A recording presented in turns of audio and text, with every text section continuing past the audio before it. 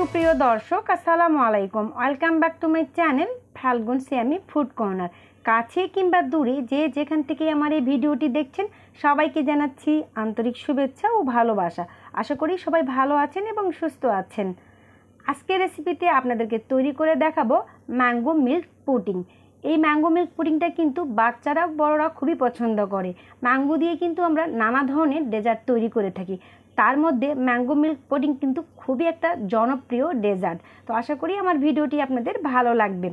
আমার চ্যানেলে যারা নতুন এসেছেন অবশ্যই আমার চ্যানেলটি সাবস্ক্রাইব করবেন এবং পাশে থাকা বেল আইকনটি অন করে রাখবেন, তাহলে সবার আগে আমার ভিডিও নোটিফিকেশনটি আপনার কাছে পৌঁছে যাবে।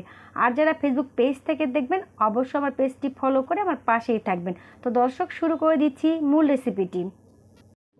প্রথমেই আমি এখানে একটা বড় সাইজের আম ধুয়ে পরিষ্কার করে নিয়েছি। আপনারা যে কোনো সাইজের আম কিন্তু এই পুডিংয়ে ব্যবহার করতে পারবেন।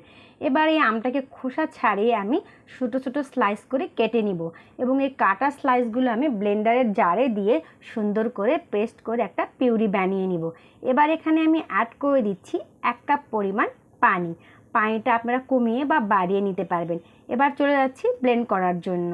তো দর্শক, আমার ব্লেন্ড করা হয়ে গেছে।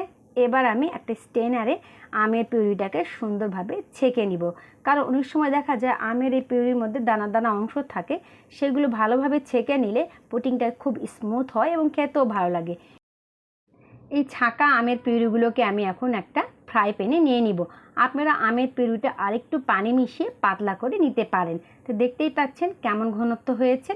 এবার এখানে আমি অ্যাড করে দিচ্ছি চিনি 1/2 কাপ পরিমাণ এবং আগার আগার পাউডার দিয়ে দিচ্ছি 1.5 টেবিল চামচ পরিমাণ। আগার আগার পাউডার কিন্তু 1.5 টেবিল চামচ পরিমাণে আপনারা এখানে ব্যবহার করবেন, কম বা বেশি ব্যবহার করবেন না। এই দুটো উপকরণ আমের পিউরির সঙ্গে ভালোভাবে আমি মিশিয়ে নিচ্ছি। আমের পিউরির সঙ্গে চিনি এবং আগার আগার পাউডার ভালোভাবে মেশানো হয়ে গেলে এখানে আমি অ্যাড করে দিচ্ছি লবণ 1 চা চামচ পরিমাণ। যে কোনো ধরনের মিষ্টি খাবারে লবণ ব্যবহার করলে কিন্তু সেই খাবারের স্বাদটা আরও বেড়ে যায়। এবার আমি এই ফ্রাই প্যানটাকে চুলায় বসিয়ে দিলাম। এখন চুলার তাপমাত্রা মিডিয়াম লোতে রেখেছি এবং অনবরত স্প্যাচুলা দিয়ে নাড়াচাড়া করছি। যখন এই পিউরিটা 2 থেকে 3টা বলক চলে আসবে তখন কিন্তু আমি নামিয়ে নিব। নামিয়ে গরম অবস্থায় কিন্তু একটা বাটিতে আমি ঢেলে নিব। তো দর্শক, দেখতেই পাচ্ছেন আমার হয়ে গেছে। আমি এখানে 4 কোণা শেপের একটা বাটি নিয়েছি, এখানে অর্ধেকটা দিয়ে দিলাম।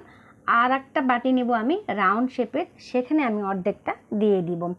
তো আমি এখানে আরেকটা বাটি নিয়ে নিলাম, এখানে বাকি অর্ধেকটা এই আমের পিউরিটা ঢেলে দিচ্ছি। আমের জেলো তৈরি করার জন্য কিন্তু 10 মিনিট এগুলোকে রেস্টে রাখতে হবে। তো আমার 10 মিনিট পর আমি ফিরে এলাম।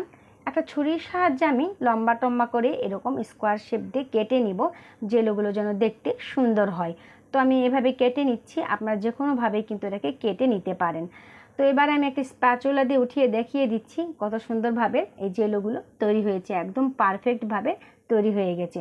পরবর্তী পুডিং কিন্তু আপনারা এই জেলো দিয়ে তৈরি করতে পারবেন, এটা কিন্তু আপনারা সংরক্ষণ করেও রাখতে পারবেন। দেখতেই পাচ্ছেন কত সুন্দরভাবে জেলো তৈরি হয়ে গেছে। এবার আমি রাউন্ড শেপের যে বাটিটাতে রেখেছিলাম সেখান থেকেও কেটে আমি আপনাদেরকে দেখিয়ে দিচ্ছি কেমন হয়েছে এই ম্যাঙ্গো জেলো। আমি সবগুলো একবারে ব্যবহার করব না, কিছুটা দুধের সঙ্গে প্রথম পর্যায়ে ব্যবহার করব, আর বাকি এই ম্যাঙ্গো জেলোগুলো আমি পরবর্তী ধাপে ব্যবহার করব। এবার আমি এই বাটিটা সরিয়ে রাখছি।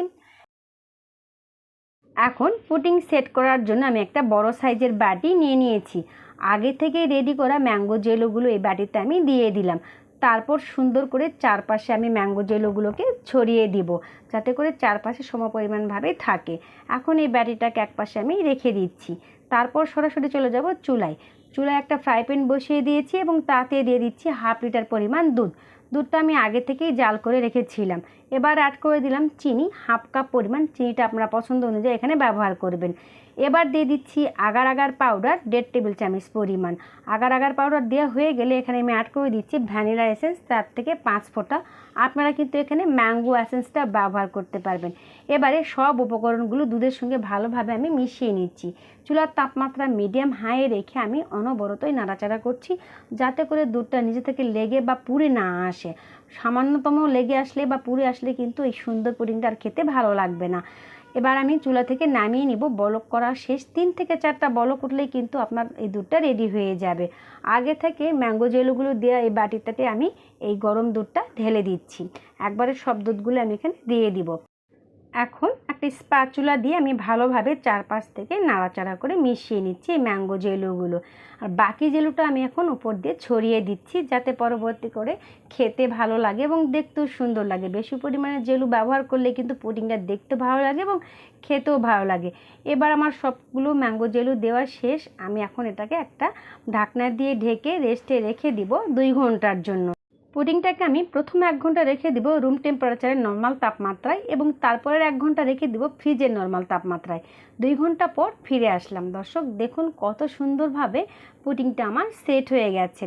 এখন এই পুডিংটাকে আমি একটা ছুরি দিয়ে চারপাশ থেকে সুন্দরভাবে ছাড়িয়ে নিব, যাতে ডিমোল্ড করার সময় এই পুডিংটা ভেঙে না যায় বা নষ্ট না হয়ে যায়।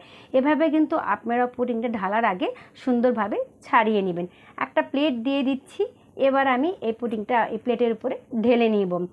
এখন বাড়িটা আমি আলতো হাতে পুডিংয়ের উপর থেকে ছাড়িয়ে নিচ্ছি। মাশাআল্লাহ, অনেক সুন্দর হয়েছে এই পুডিংটা। দেখুন কত সুন্দরভাবে তৈরি হয়ে গেছে ম্যাঙ্গো মিল্ক পুডিং। আপনারা যদি প্রত্যেকটা টিপস ফলো করেন, আপনারাও কিন্তু এরকম দুর্দান্ত সুস্বাদু ও মজাদার পুডিং ঘরেই তৈরি করে খেতে পারবেন, যেটা খুব সুস্বাস্থ্যকর হবে এবং খুব মজাদারও বটে। আমার ভিডিওটি যদি ভালো লেগে থাকে অবশ্যই লাইক, কমেন্ট, শেয়ার করে আমার পাশেই থাকবেন। দর্শক, আমি পুডিংটা একটু কেটে দেখিয়ে দিচ্ছি কেমন হয়েছে আমার এই মিল্ক পুডিংটা। মাশাআল্লাহ, অনেক সুন্দর হয়েছে। আমি একটু খেয়ে আপনাদেরকে বলছি কেমন হলো। একটু কেটে খেয়ে দেখছি কেমন হলো। তো মাশাআল্লাহ, অনেক স্বাদ হয়েছে। আপনারাও কিন্তু এভাবে ঘরে এই পুডিংটা তৈরি করে নেবেন। আমার ভিডিওটি যদি ভালো লেগে থাকে তাহলে লাইক, কমেন্ট, শেয়ার করে আমার পাশেই থাকবেন। রান্না বিষয়ক কোনো প্রশ্ন থাকলে অবশ্যই সেটা কমেন্ট সেকশনে কমেন্ট করে জানিয়ে দিবেন। আরও একটি নতুন ভিডিও দেখার আমন্ত্রণ রইল। সে পর্যন্ত আপনারা সবাই ভালো থাকবেন, সুস্থ থাকবেন এবং আমার জন্য বেশি বেশি করে দোয়া করবেন। আজ এখানেই বিদায় নিচ্ছি। আল্লাহ হাফেজ।